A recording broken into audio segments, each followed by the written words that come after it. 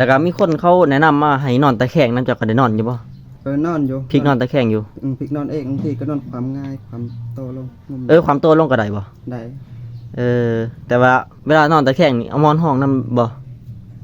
ห้องอยู่แต่เอาหมอนห้องสดส่วนท่อนล่างเนาะเพราะว่าเส้นเอ็นมันบ่มีความรู้สึกเลยพี่น้องแบบว่าเส้นเอ็นบ่จองหันนะเอ็นบ่จองแต่ก็บ่มีความเจ็บแหล้วเนาะบ่เจ็บมันเจ็บแต่บาดในก้นนี่ละ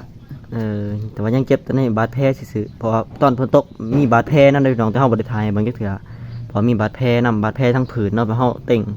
ตะกี้บ่รู้สึกเลยว่าจะมีบาดบ่ตอนตะกี้